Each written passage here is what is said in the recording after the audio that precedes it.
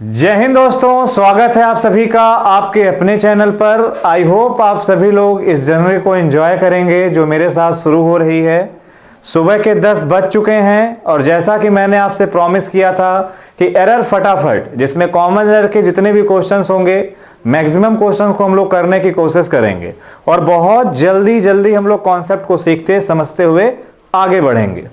बहुत डिटेल में अगर आपको एरर को समझना है तो वो हम लोग सीखेंगे रात 9 बजे लाइव एरर मंथन में।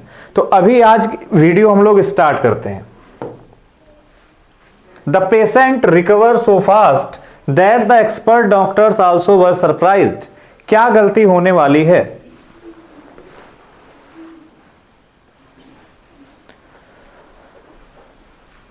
आपका समय समाप्त हुआ।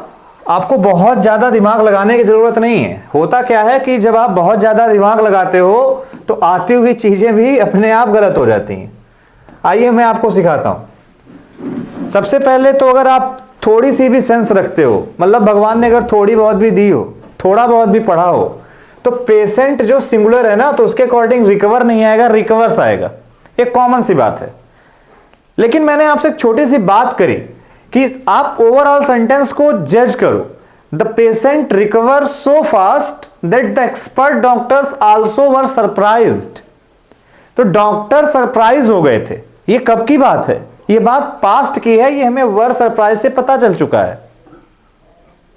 तो अगर ये पास्ट की बात है तो वहां पे आप रिकवर यूज नहीं करोगे, आप वहां पर यूज कर रहे होगे रिकवर्ड का। तो हमें यहां यूज करना होगा रिकवर्ड का। तो हमारा ऑप्शन ए सही हो जाएगा। The patient recovered so fast that the expert doctors also were surprised. थोड़ी बहुत चीजें यहां से हम लोग और सीख लेते हैं। ओवरऑल सेंटेंस में आपको हमेशा ध्यान रखना है कि कभी भी कोई वर्ब अगर यूज करी जा रही हो, ये हमेशा याद रखना है। ऐसा नहीं केवल एक बार के लिए मैं बता रहा हूं, हमेशा के लिए मैं आपसे बता रहा हूं। सेंटेंस में जब कभी भी कोई वर्ब यूज करी जा रही हो तो वर्ब को यूज करते समय आप उसके एग्रीमेंट की गलती को जरूर चेक किया करें। सब्जेक्ट वर्ब एग्रीमेंट की गलती तो नहीं बन रही है, और संग संग उसके आप टेंस की गलती को भी चेक कर लिया करें। वैसे तो चेक वॉइस की भी गलती को कर लेना चाहिए, लेकिन लेवल बढ़ते बढ़ते सारी बातें मैं आपको सिखाऊंगा। आई होप यहां तक आपको समझ में आया होगा। दोस्तों आगे बढ़ते हैं, अगले क्वेश्चन की तरफ बढ़ते हैं। अगला क्वेश्चन लेते हैं और बात करते हैं। We are quite fond of this house because we are living in it for the last 5 years. अब ये एक छोटा सा ये सेंटेंस है। क्या गलती है इस सेंटेंस में? क्योंकि सीरीज का नाम है एरर फटाफट, तो फटाफट आपको आंसर देना है। बहुत ही एक्टिव माइंड होकर के आपको आंसर देना है। बहुत सिंपल है, आराम से हम लोग इसका आंसर कर लेंगे। We are quite fond of this house because we are living. एक बात याद रखिएगा, जितने भी कॉन्टिन्यूअस होते हैं सब सही होते हैं। बस मेरी एक बात याद रख लो, पेपर में बहुत सारे क्वेश्चन यहां से बनते हैं। जितने भी कॉन्टिन्यूअस होते हैं वो सब सही होते हैं, लेकिन कब तक? जब तक उसमें टाइम को ऐड ना किया जाए।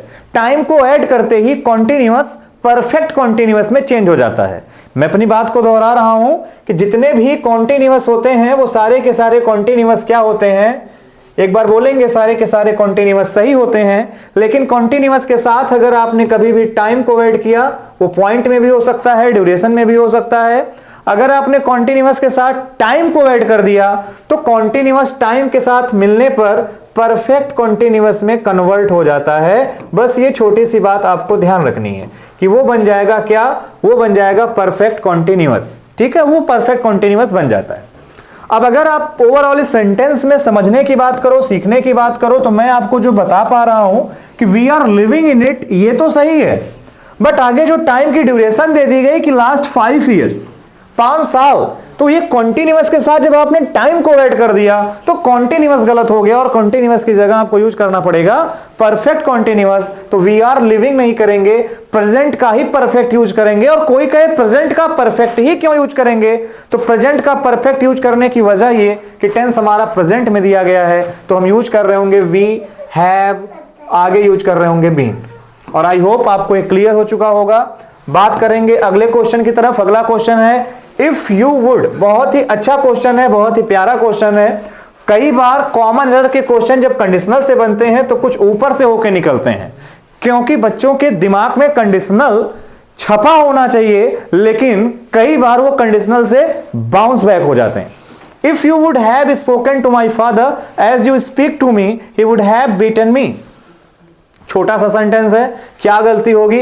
याद रखिएगा, जब कभी भी हम लोग कंडीशनल यूज करते हैं, मैंने कंडीशनल आपको इसी चैनल पर डिटेल में पढ़ाया है, और अगर आपको दोबारा कंडीशनल को पढ़ना है तो तुरंत कमेंट करिए, मैं आपको कंडीशनल फिर से पढ़ाऊंगा, ठीक है? अभी के लिए इतना याद रखिएगा कि जब कभी भी कंडीशनल को यूज करते हैं और कंडीशनल का इफ यूज करते हैं, एज सून एज यूज करते हैं, एज लॉन्ग एज यूज करते हैं, unless until, provided, before, after, when use करते हैं, तो उसके साथ कंडीशनल के सेंस में या टाइम जोन के सेंस में किसी मॉडल का यूज नहीं होता, विल, वुड, शैल, शुड का यूज नहीं होता।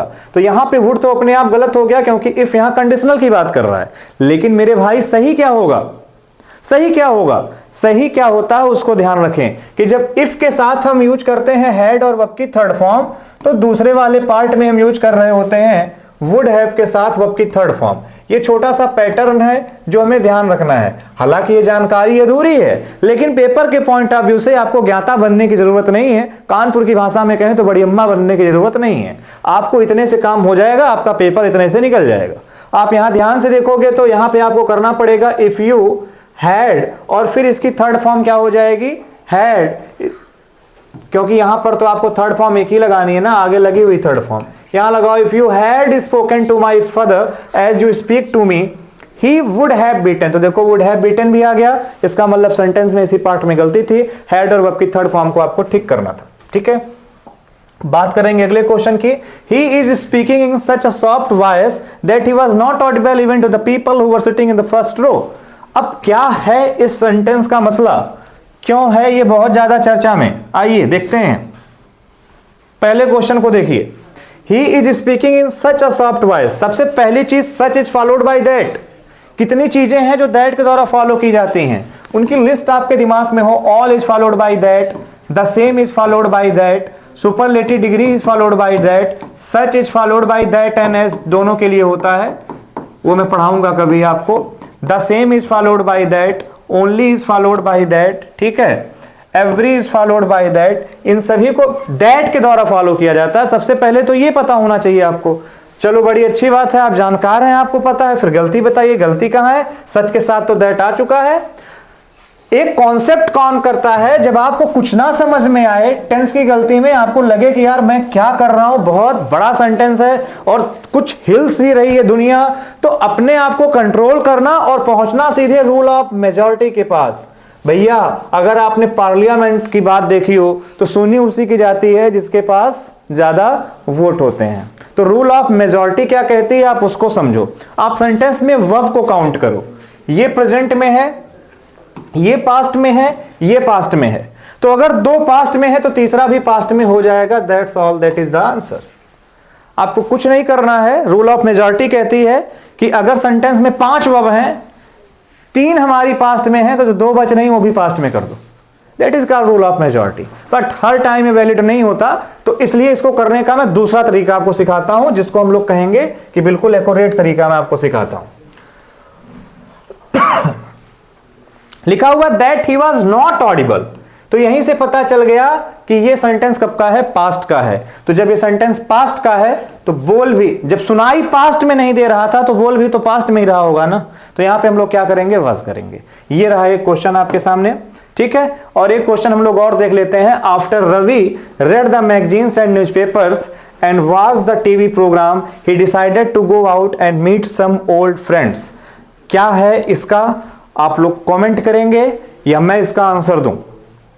तो इसका आंसर मैं आप लोगों को दूंगा अगली वीडियो में। आप लोगों को इस क्वेश्चन का आंसर कमेंट करना है, और अगली वीडियो में नहीं दूंगा तो मैं कमेंट में ही आकर के इस क्वेश्चन का आंसर दे करके जाऊंगा। मुझे लगता है मैं लेकर के तो 10 क्वेश्चन आया था, लेकिन 10 क्वेश्चन करेंगे तो वीडियो बहुत ज्यादा लंबी हो जाएगी और आप कहीं ना कहीं एरर फटाफट से थोड़े से दूर हो जाएंगे। तो एरर फटाफट में केवल 5 क्वेश्चन रखते हैं और झक्कास पूरी मेहनत के साथ उसको आप लोग कुछ नहीं करिएगा। 5 क्वेश्चन है, 5 मिनट का समय निकाल के नोट कर लीजिएगा। डेली अगर ये सीरीज कंटिन्यू रही तो आप सोचिए कि 5 मिनट की वीडियो अगर आप देख रहे हो तो आपको 150 क्वेश्चन तैयार हो रहे होंगे फोकट के, 150 कॉन्सेप्ट आपके पास पहुंच रहे होंगे। अगली वीडियो का इंतजार आपको होना चाहिए जो कि दोपहर 2 बजे आने वाली है। जिसका नाम है 100 डेज 100 कॉन्सेप्ट, जहां पे मैं लेकर के आऊंगा हर दिन एक नया कॉन्सेप्ट। तैयार रहिए, सीखते रहिए। Thank you so much. जय हिंद।